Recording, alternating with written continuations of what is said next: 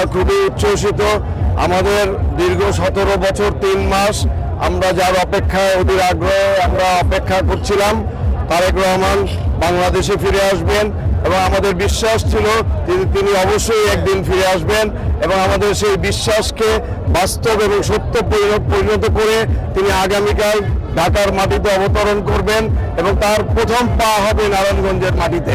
সেই হিসেবে আমরা অত্যন্ত ভাগ্যবান।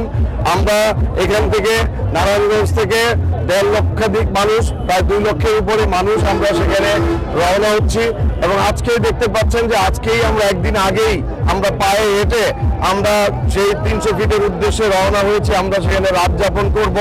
আমরা আমাদের নেতার অপেক্ষায় সারা রাত সেখানে আমরা অপেক্ষা করব।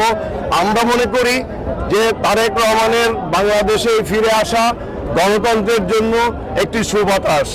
তারেক রহমান গণতন্ত্র প্রতিষ্ঠার বার্তা নিয়ে আসছেন।